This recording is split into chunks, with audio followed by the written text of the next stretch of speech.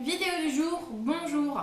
Dans la vidéo d'aujourd'hui, on va faire un petit update mélangé avec une FAQ.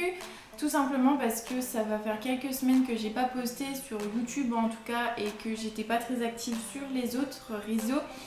Et vous allez enfin savoir pourquoi, qu'est-ce qui s'est passé, etc. Si ça vous intéresse, si vous vous en fichez, tant pis, voilà. Alors, on va commencer par où est-ce qu'on était passé, pourquoi est-ce qu'on a été inactif, etc. sur les réseaux. C'est pas très compliqué, c'est tout simplement parce qu'on a eu un programme très chargé d'imprévus entre guillemets à gérer. Et le premier gros problème, c'était la santé de Don Juan. Vous l'avez peut-être suivi sur notre dernière vidéo du passage de la bite fiteuse, etc. Je vous en avais parlé. Don Juan, suite à ses rappels de vaccin du 3 juin, a fait une réaction allergique assez costaud. Et du coup, on a dû s'en occuper.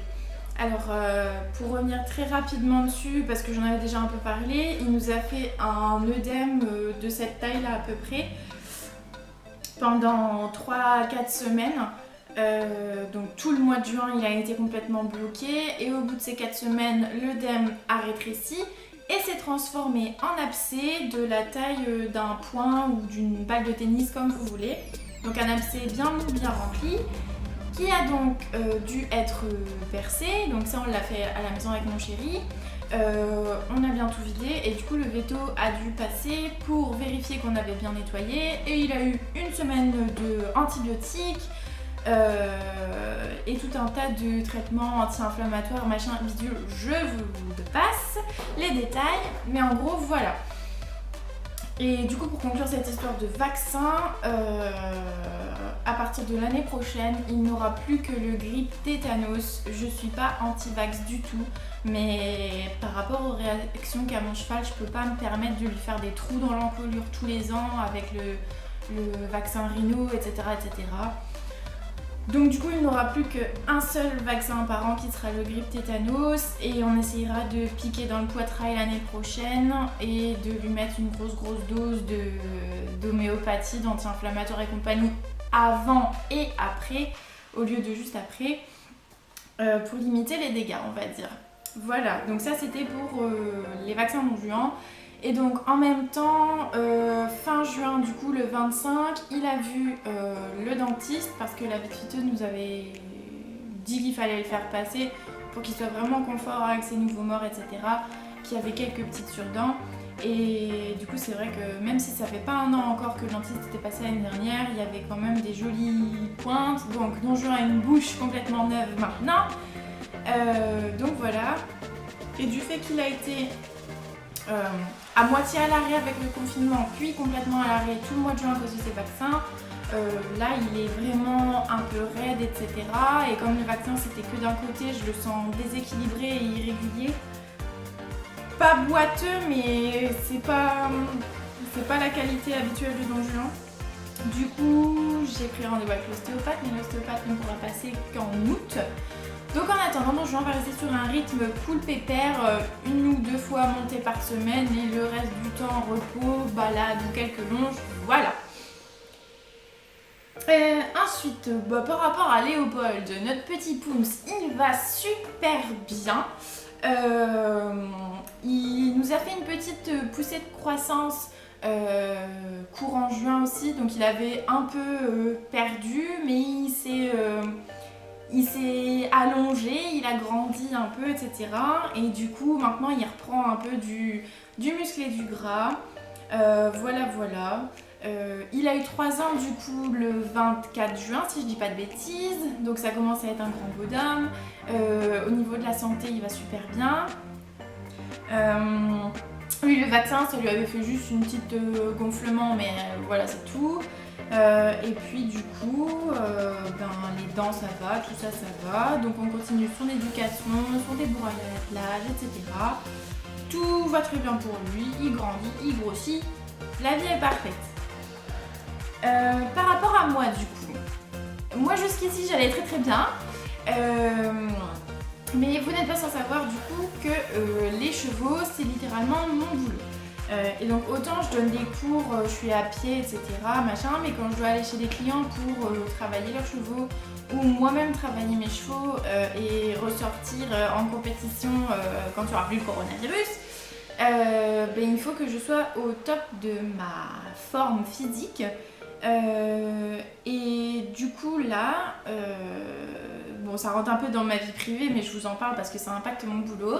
À cause de cette magnifique poitrine, je commence à avoir des problèmes de dos tout simplement.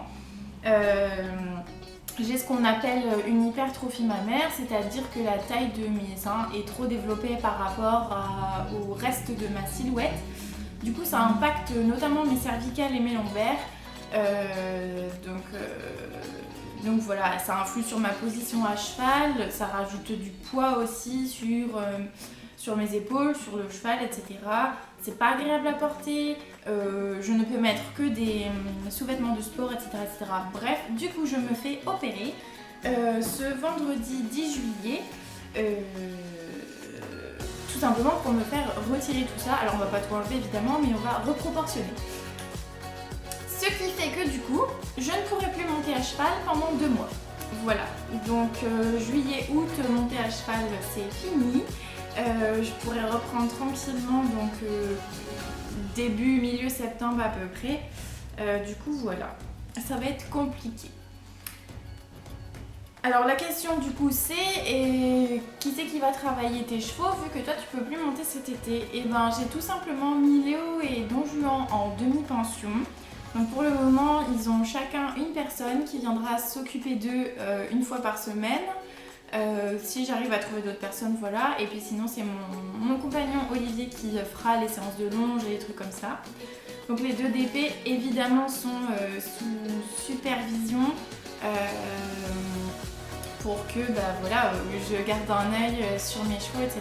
Et puis en même temps, du coup, je ne leur fais payer que la DP et je leur donne les cours gratuitement. Donc c'est un échange de services, elles bossent mes chevaux et puis moi je les fais progresser dans ce qu'elles veulent, etc.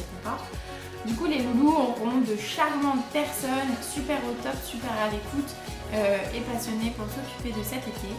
Et puis de toute façon, c'est les vacances, donc j'ai pas besoin de les faire bosser 6 jours par semaine au rythme compétition. Donc voilà. Et après oui du coup moi je pourrais que me contenter de donner des cours en étant moi-même à pied, hein. Je ne pourrais même pas tenir mon poney en longe ou que quoi qu'est-ce. Donc voilà, pour moi ce sera repos. Pour Don Juan ce sera rééducation, remise en route progressive suite à son arrêt. Donc voilà. Alors ensuite je prends mes petites questions. Quels sont tes objectifs avec Don Juan et Léo pour la fin d'année? Alors, d'ici fin 2020, bon déjà cet été c'est grillé. S'il n'y a pas de reconfinement et d'autres soucis épidémiques, etc., à partir de septembre, j'aimerais bien donc reprendre un trimestre de cours d'équitation en club. Donc j'irai à Béthune, à la Société hippique rurale, ils sont très très bien et donc j'aimerais bien reprendre un trimestre de cours pour faire progresser Don Juan et moi pour pouvoir passer officiellement mes 2 derniers galops pour que ça fasse propre sur le papier. Je ne les passerai uniquement que dressage et théorie et soins parce que le reste j'ai pas besoin de passer, tout simplement ça m'intéresse pas. Donc voilà. Et ensuite, une fois ce trimestre passé et le 2 derniers galops validés, en parallèle j'aimerais bien reprendre du coup la compétition de dressage tranquillement avec Don Juan. Comme on n'a pas pu faire notre saison, on va reprendre au même niveau, donc club 1. Si je vois qu'au bout d'1 ou 2 mois de travail il est plus orienté club élite, on fera club élite. Et comme ça, quand j'aurai mon galop 7, on pourra peut-être viser certains niveaux amateurs, selon l'évolution évidemment de Don Juan. Donc voilà, et puis après, malheureusement pour les spectacles équestres, la plupart des gros événements ayant été annulés, pour l'instant j'ai pas d'autres nouveaux contrats, mais s'il y en a qui se représentent, voilà, l'objectif ce serait aussi de pouvoir en faire quelques-uns pour garder Don Juan frais là-dedans. Voilà.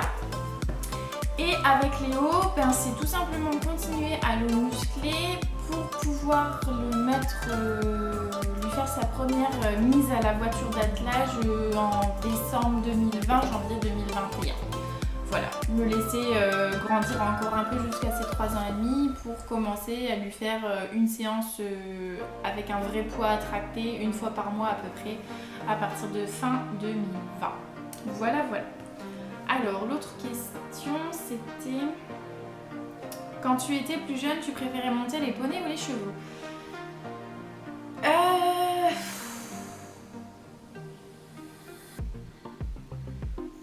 Bah les deux, j'ai envie de dire. Je suis pas restée à poney longtemps parce que j'étais grande et du coup je suis vite passée à cheval, mais disons que sur les deux modèles de taille, j'ai eu des casse-couilles, hein, vous me passerez l'expression, et des très très bons chevaux ou des très très bons poneys. Du coup, j'ai pas vraiment de préférence. Après, du coup, s'il fallait chipoter, je pense que c'est vrai que les poneys, ils ont leur caractère et leur dynamisme qui est propre au caractère poney. Et donc voilà. Petite, ça m'a pas trop embêtée. C'est vrai que maintenant, je préfère être sur des chevaux qui sont plus dans une mentalité posée à vouloir travailler. Parce que c'est la mentalité que j'ai moi en ce moment. J'ai vraiment envie de travailler, ma technique, etc. Et du coup, il me faut un partenaire de travail qui soit dans ce sens-là. Peut-être qu'à un moment, j'aurais envie de juste jouer, m'amuser, etc. Et puis, je croiserai la route d'un plus ou moins grand poney pour faire des trucs un peu plus fun. Mais ouais, j'avais pas vraiment de préférence. Alors ensuite, serais-tu intéressée par une selle de dressage en liège et que penses-tu des selles en liège? Bah, globalement, j'ai envie de dire pourquoi pas. Parce que c'est vrai que du coup on est un peu plus dans un mood de faire attention à ce qu'on consomme, etc. Et le cuir, ça reste animal quoi. Moi dans ma sellerie actuelle, j'ai très peu de matos en cuir. Je dois peut-être avoir juste le vieux filet de Don Juan que j'ai récupéré de sa propriétaire précédente et ma bride de dressage. Mes deux selles ne sont pas en cuir, elles sont en synthétique, l'adressage comme la mixte, voilà. Et j'ai ma rallonge de sangle qui est en cuir aussi, mais sinon c'est tout. Mes bottes, tout ça c'est du synthétique, etc. Tout simplement déjà parce que le cuir, c'est vrai que si on veut chercher de la qualité, ça coûte cher. Donc le liège pour l'instant c'est pas très popularisé parce que c'est une nouvelle technologie on va dire du coup, mais à terme oui ça peut être intéressant, d'autant plus qu'il me semble que c'est très léger donc c'est encore plus confortable pour les chevaux. Et je pense du coup que c'est une bonne alternative de passer sur d'autres matériaux qui sont autant mieux adaptés à nos chevaux, à leur confort, autant à notre confort, etc. qui coïncident avec les technicités du monde équestre et puis qui respectent autour l'environnement et les autres animaux, etc. Voilà, parce qu'il faut rester cohérent quoi. Si on veut alléger les contraintes qu'on impose à nos chevaux en leur montant dessus, etc., c'est pas pour alourdir la souffrance d'un autre animal en utilisant sa peau ou que quoi qu'est-ce pour monter nos chevaux. Ce serait un peu bête. Voilà. Du coup, écoutez, pour moi, j'en ai fini là. Donc, comme je vous disais, il y aura encore un peu d'irrégularité peut-être sur YouTube parce que je vais me faire opérer et je vais être arrêtée tout le mois de juillet. Donc, je ferai les vidéos que je peux vous faire, que je suis en état de vous faire, etc. Et puis sinon, n'hésitez pas, à nous suivre sur Instagram ou Facebook.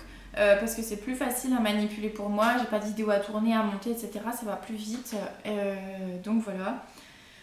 Et puis du coup,